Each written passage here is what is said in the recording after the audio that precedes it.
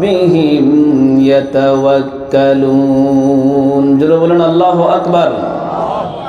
আল্লাহর কোরআনুল কারীম বলে, ওরে আমার মুমিন বান্দা বান্দি, যখন তোমাদের সামনে এই কালামুল্লাহ মাজিদ তেলাওয়াত করা হয়, এই কালামুল্লাহ মাজিদ থেকে তাফসীর করা হয়, ওয়াজ করা হয়, এই তাফসীর যদি তোমরা মনোযোগ দিয়ে শুনতে পারো, দিলের কান দিয়ে, আত্মার কান দিয়ে যদি তোমরা শুনতে পারো, তাহলে আমি রব্বুল আলামিন তোমাদের ঈমান যা ছিল তার চেয়ে দ্বিগুণ বাড়িয়ে দেব। জোরে বলুন সুবহানাল্লাহ। আওয়াজ দিয়ে বলুন সুবহানাল্লাহ। এটা কার কথা? আল্লাহর কথা কখনো মিথ্যা হতে পারে? আল্লাহ বলছে কোরআনের মাহফিলে বসলে 100% অবশ্যই সত্য, আপনার ঈমান বাড়িয়ে দিবেন কে? তাহলে আমাদের ঈমান বাড়ানো দরকার আছে না নাই? যে সমস্ত ভাইরা মেলায় আছে এদের ঈমান বাড়ার কোনো দরকার নাই। আমি বলি ঈমান ছাড়া মানুষ জান্নাতে যেতে পারবে না। কোরআনের মাহফিলে যারা বসবে না তাদের ঈমান বাড়বে। বুঝেন নাই আমার কথা? তাহলে যে সমস্ত ভাইরা মেলায় আছে এদের ঈমান বাড়ানোর দরকার নাই। তাহলে এইখানের মধ্যে আমরা যেতগুলা মানুষ আছি, আপনারা যারা বসছেন, স্টেজে যারা বসছেন, তাদের ঈমান বাড়বে। কোরআনের বাইরে যারা আছে তারা তো মেলার ধান্দায় আছে, কোরআনের মাহফিলের ধান্দা নাই। এই জন্য যারা বসতে পারছেন নিজেরা সৌভাগ্যবান মনে করেন, আপনাদের ঈমান অবশ্যই বাড়তেছে। তাই আমার ভাইয়ের, আমার বন্ধুগণ, ভূমিকায় কোনো কথা বলার সুযোগ নেই, সময় নেই। আল্লাহ পাক রাব্বুল আলামিন আপনাকে আমাকে বানিয়েছেন খামাখাই, এমনিতেই না। আল্লাহ রাব্বুল আলামিন এই পৃথিবীতে আপনাকে আমাকে বানানোর উদ্দেশ্য হলো একটা, সেটি হলো আমার খালাকাতুল জিন্না ওয়াল ইনসা ইল্লা লিয়াবুদুন। জোরে বলুন আল্লাহু আকবার। বলেন আল্লাহু আকবার। কৃপণতা করবেন না। আল্লাহ রাব্বুল আলামিন বলেন, বান্দারে তোমাদের বানানোর পিছনে কোনো খামাখা এমনিতেই বানাই নাই। তোমাদের বানানোর উদ্দেশ্য হলো তোমরা শুধুমাত্র কেবলমাত্র আর কারো গোলামি করবা না, আর কারো কাছে মাথা নত করবা না। মাথা নত করতে হবে একজনের কাছে, তিনি কে? আপনারা আমার দিক তাকান, আমার দিক তাকান। মাথা নত করতে হবে একজনের সামনে, তিনি কে? আওয়াজ দিয়ে বলুন তিনি কে? তাই আমার ভাইয়ের, আমার বন্ধুগণ, আল্লাহ রাব্বুল আলামিন আমাদেরকে বানিয়েছেন। কেমন করে বানালেন? আল্লাহ রাব্বুল আলামিন কোরআনুল কারীমের ভিতরে বলেন, ওয়ালাকাদ খালাকনাল ইনসানা মিন সুলালাতিন মিন তিন। ওরে বান্দা, তোমাদের বানাইছি আমার ইবাদত করার জন্য, যাতে করে তোমাদের ভিতরে কোনো প্রকার অহংকার না থাকে, অহমিকা না থাকে, আত্মম্ভরিতা না থাকে। তোমরা মাটির দিক তাকাও, আমি তোমাদেরকে বানিয়েছি মাটির নির্যাস থেকে। জোরে বলুন সুবহানাল্লাহ। সুলালাতিন মিন তিন। বান্দারে তোমাদের মাটির নির্যাস থেকে বানানো হয়েছে, যাতে করে মাটির ধৈর্য তোমাদের অন্তরের ভিতরে থাকে, যাতে করে আকাশের মতো হৃদয় তোমাদের থাকে, যাতে করে মাটির মতো ধৈর্য তোমাদের থাকে। কিন্তু মানুষ আমার এমক নিমক হারাম, আমাদের ভিতরে ধৈর্য নেই। কথা বলুন ঠিক কিনা? আকাশের মতো মোর হৃদয়টা করে দাও, জমিনের মতো আল্লাহ ধৈর্য দিয়ে দাও। আকাশের মতো মোর হৃদয়টা করে দাও, জমিনের মতো আল্লাহ ধৈর্য দিয়ে দাও। সয়ে যেতে পারি যেন সব দুঃখ, মেনে নিতে পারি যেন সব কষ্ট।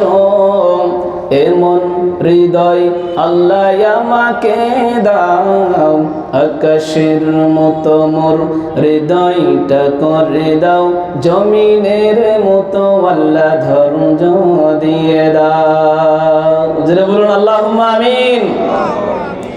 তাই আল্লাহ রাব্বুল আলামিন বলেন, বান্দারে মাটির নির্যাসকে রিফাইন করে বীর্যের আকার ধারণ করিয়ে আমি রব্বুল আলামিন মাতৃগর্ভে তোমাদেরকে বানিয়েছি। জোরে বলুন সুবহানাল্লাহ।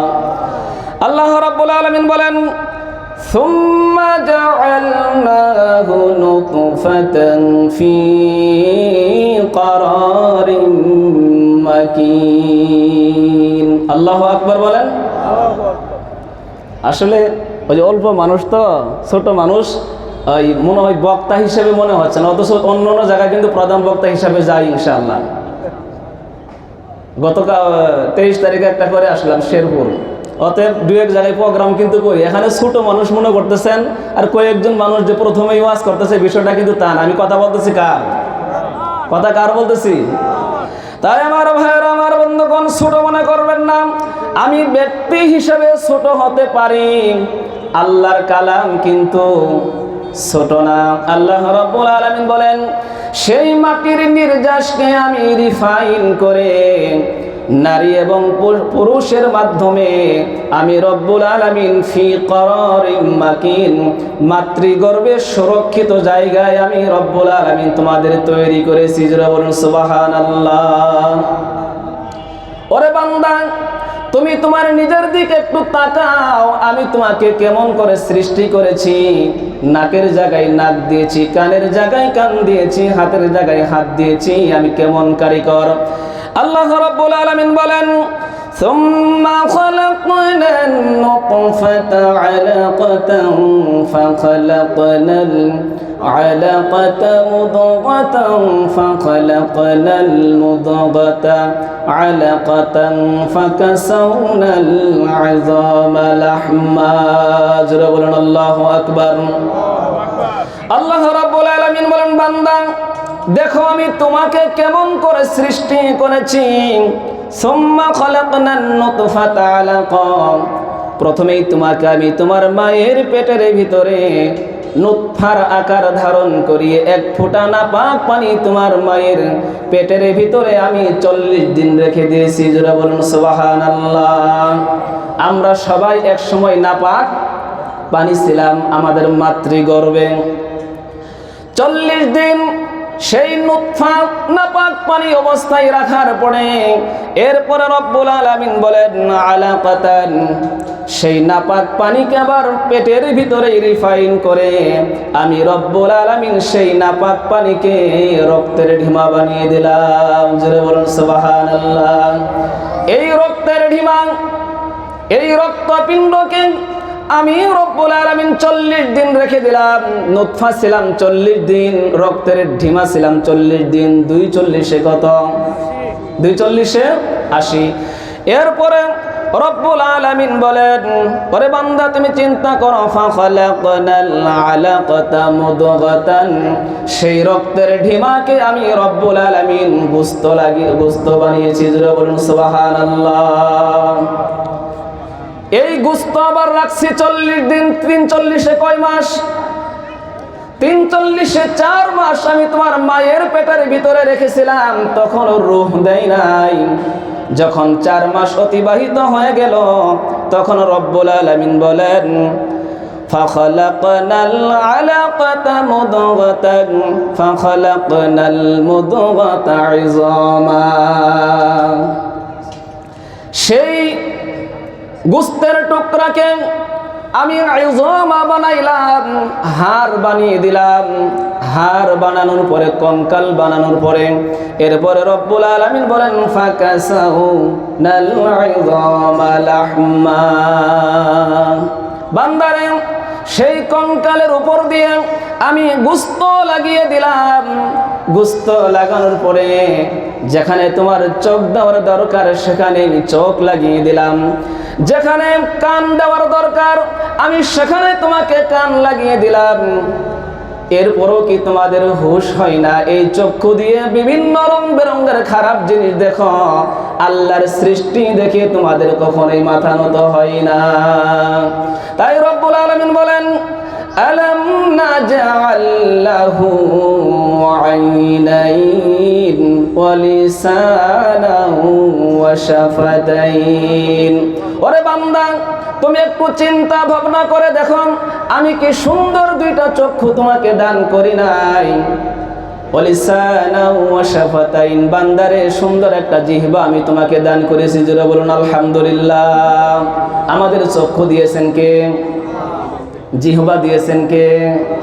এই একটি জিহ্বার নিয়ামত স্বরূপ শুকরিয়া আদায় করে আপনারা কেউ শেষ করতে পারবেন না। একই জিহ্বার ভিতরে টক দিবেন, ঝাল দিবেন, মিষ্টি দিবেন, রং বেরঙের খাবার আপনি মুখে দিবেন, যেটা যেই জিনিস সেটা সেই জিনিসের স্বাদ আপনি পেয়ে যাবেন। জোরে বলুন সুবহানাল্লাহ। এত সুন্দর স্বাদ জিহ্বার ভিতরে দিলেন কে? আওয়াজ দিয়ে বলুন, দিলেন কে? কি একটা জিহ্বা আল্লাহ আমাদেরকে দিয়েছেন।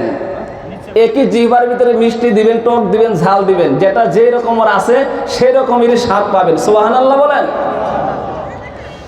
এরপর রব্বুল আলামিন বলেন, বান্দারে তোমরা একটু চিন্তা করো, ভাবনা করে দেখো, সুম্মা আনশাআনাহু খালকান আখার, পরিশেষে আমি রব্বুল আলামিন তোমাকে সুন্দর একটা শিশু সন্তান বানাইলাম।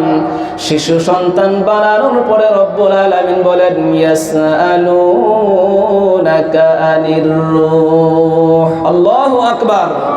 মাতৃগর্ভের ভিতরেই আমি রব্বুল আলামিন আমার রূহকে ফুঁকে দিয়ে দিলাম, এরপরে তুমি সুন্দর একটা মানুষ হলাম।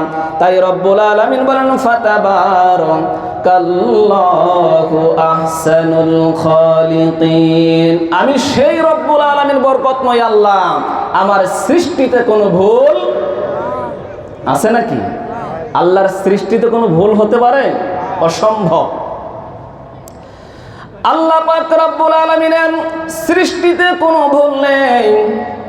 আমার ভাইরা, আমার বন্ধুগণ, অনেকেই এমন প্রশ্ন করেন, কই আল্লাহর সৃষ্টিতে ভুল নেই, নিপুণ সৃষ্টি, কোনো ধরনের সমস্যা নেই, কিন্তু মাতৃগর্ভ ধরে ন্যাংরা, মাতৃগর্ভ থেকে হাত নাই, মাতৃগর্ভ থেকে কান নাই, চোখ নাই, এক কথায় প্রতিবন্ধী, এমন সন্তান জন্ম নেই কি নেই না? তাহলে এই সন্তানগুলা বানাইতে গিয়ে আল্লাহ কি ভুল করছে নাকি? কথা বলুন, আল্লাহ কি ভুল করছে? আল্লাহ রাব্বুল আলামিন বলেন, الذي خلق الموت والحياة ليبلوكم أيكم أحسن عملا। রব্বুল আলামিন বলেন, বান্দারে তোমাদের হায়াত দেওয়ার আগে আমি রব্বুল আলামিন তোমাদের মৃত্যুকে সৃষ্টি করেছি, এই জন্যই করেছি যাতে করে আমি রব্বুল আলামিন তোমাদের পরীক্ষা করতে পারি। কার কথা? আপনাকে আল্লাহ রাব্বুল আলামিন পরীক্ষা করবেন। সূরা বাকারার ভিতরেও বলা হয়েছে বিভিন্ন জিনিস দিয়ে আল্লাহ পরীক্ষা করবেন, তার মধ্যে এটাও একটা। আপনার সন্তান কানা বানায় দিতে পারে, আপনার সন্তান ন্যাংড়া বানাইতে পারে, আপনার সন্তানের হাত নাই এরকম বানাইতে পারে। এই জাতীয় প্রতিবন্ধী সন্তান দিয়ে আল্লাহ পরীক্ষা করবেন। কথা বলুন ঠিক কিনা?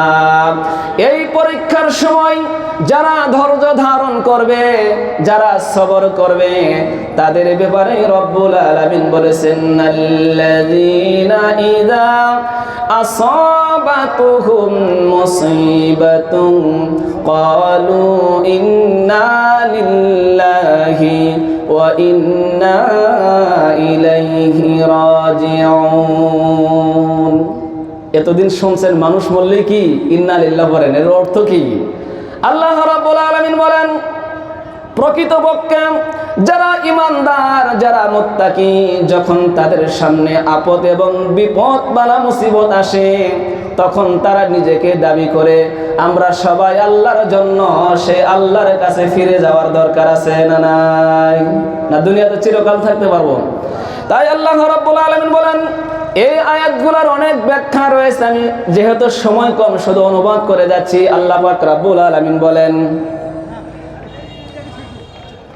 আল্লাহ রাব্বুল আলামিন বলেন, বান্দারে এত সুন্দর করে বানানোর পরে তোমাকে একটা সিগন্যাল দিয়ে দিলাম, সুম্মা ইন্নাকুম বা'দা যালিকা লামাইতুন। বান্দা, চিরকাল তুমি এই দুনিয়ায় থাকতে, এ ভাই আমার কথা শুনেন, চিরকাল কেউ থাকতে পারবো? এই যে আজকে মাহফিল, এই মাহফিল থেকে বাড়িতে চলে যাবো এমন গ্যারান্টি কেউ দিতে পারবো? এমন গ্যারান্টি আমরা কেউ দিতে পারবো না। তাই রব্বুল আলামিন বলেন, বলেন বান্দারে অহংকার করো না, মাতাব্বরি করো না, অহমিকা করো না। সুম্মা ইন্নাকুম বা'দা যালিকা লামাইতুন, অবশ্যই অবশ্যই তোমাদের মৃত্যুর স্বাদ গ্রহণ করতেই হবে। মানুষ যখন মারা যাবে, মানুষ মারা যাওয়ার পরে সংক্ষেপে কয়েকটা কথা বলে শেষ করে দেই। মানুষ যখন মারা যাবে, মারা যাওয়ার পরে একদল ডান হাতে আমলনামা পাবে, আরেক দল বাম হাতে আমলনামা পাবে। যার আমলনামা ডান হাতে আসবে সে সফল কাম হয়ে যাবে, আর যার আমলনামা বাম হাতে আসবে তার ঠিকানা হলো জাহান্নাম। আল্লাহ রাব্বুল আলামিন বলেন, ফাআম্মা মান উতিয়া কিতাবাহু বিয়ামিনিহি ফায়াকুলু হাউমু ইকরাউ কিতাবিয়া। যারা বলেন আল্লাহু আকবার।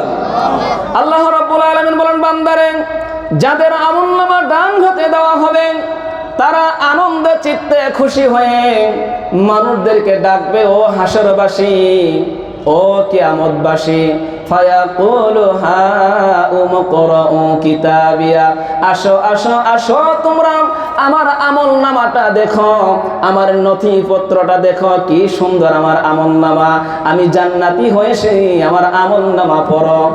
সে আনন্দ হয়ে যাবে, সে খুশি হয়ে যাবে। হাসরবাসীরা জিজ্ঞেস করবে যে ভাই, আমরা তো আমলনামা ডান হাতে পেলাম না, এত সুন্দর আমলনামা তুমি ডান হাতে পেলে কিভাবে? সেই ব্যক্তি উত্তরে বলবে, ইন্নী জানান্তু আন্নী মুলাকিন হিসাবি। আল্লাহু আকবার। সেই ব্যক্তি সেদিন বলবে, ওর আমার ভাইরা, ও হাসরবাসীরা তোমরা শোনো, দুনিয়ায় থাকাকালীন এই আজিমউদ্দিন মসজিদকে কেন্দ্র করে মাহফিল হয়েছিল। মাহফিলে একজন বক্তা ওয়াজ করেছিল, ভালো আমল করলে ডান হাতে আসবে, আর যদি খারাপ আমল করা হয় বাম হাতে আসবে। আলেমদের মুখে এই জাতীয় নসিহত শোনার পরে, কোরআনের তাফসীর শোনার পরে আমি আর খারাপ কাজ করি নাই, আমি আর খারাপ কাজ করি নাই। কারণ ওই আলেম সাহেব ওয়াজ করেছিল, মালি হাদাল কিতাব লা ইউগাদিরু সাগীরাতাও ওয়ালা কাবীরাতান ইল্লা আহসাহা। আমি আলেমের মুখে ওয়াজ শুনেছিলাম, লা ইউগাদিরু সাগীরাতাও ওয়ালা কাবীরা, যেদিন আমলনামা দেওয়া হবে গোপনে করি আর প্রকাশ্য করি কোনো আমল সেদিন আল্লাহ গোপন রাখবে না। আল্লাহ রাব্বুল আলামিন সমস্ত আমল মানুষের প্রকাশ করে দিবে, এই ভয়েতে আমি কোনো আমল, কোনো বদ আমল গোপনে করি নাই। গোপনে বদ আমল আমাদের সমাজে আছে না নাই? আমাদের হুজুরদের ভিতরে আছে না নাই? উপরে ফিটফাট লম্বা একটা টুপি মাথায় দিয়ে বিশাল একটা দাড়ি রাখছে, ঘরে বয়ে বয়ে ইউটিউবে ফেসবুকে দেখি খারাপ জিনিস দেখি, আপনারা তো জানেন না, অথবা মুসল্লিরা দেখে ইমাম সাহেব জানে না, ইমাম সাহেব দেখে মুসল্লিরা জানে না। এই জাতীয় গোপন আমল সেদিন আর গোপন থাকবে, প্রকাশ করবেন কে? এই জন্য এই জাতীয় গোপন পাপ থেকে আমাদের বিরত থাকার দরকার আছে না নাই? আওয়াজ দেবো, আছে না নাই? আমি একজন ইমাম সাহেব, ওনারা ইমাম সাহেব, আপনারা মুসল্লি। আমার কথাই পর্যন্ত শেষ। তো আমি এতক্ষণ কোরআন থেকে যে কথাগুলো বললাম, তো আমাদের একটা স্লোগান হওয়ার দরকার যে কিচ্ছা কাহিনী দিন শেষ, কোরআন হাদিসের বাংলাদেশ। এই স্লোগানটা আমাদের মুখে রাখতে হবে যে কিচ্ছা কাহিনীর দিন শেষ, কিসের বাংলাদেশ? কোরআনের বাংলাদেশ। যেই হুজুর কিচ্ছা কাহিনী কইব, কোরআন থেকে আলোচনা করতে পারবে না, এরা নামায় দেবেন স্টেজ থেকে, যে তুমি কোরআন থেকে আলোচনা করতে পারো না, স্টেজে উঠছো কেন? অতএব আপনারা যারা সাধারণ জনগণ আছেন সচেতন হবেন। হুজুরে কিচ্ছা একটা কয়ে একেবারে জান্নাতে ঢোকাই দিল আপনাদের, আর সুবহানাল্লাহ আলহামদুলিল্লাহ বলবেন। আমাদের একটু মেধা থাকতে হবে, বুদ্ধি থাকতে হবে, সে কি বলতেছে এগুলো একটু চিন্তা ভাবনা করবেন। কোরআনের বাইরে যে আলোচনা করবে এর আলোচনা আপনারা কেউ করবেন না।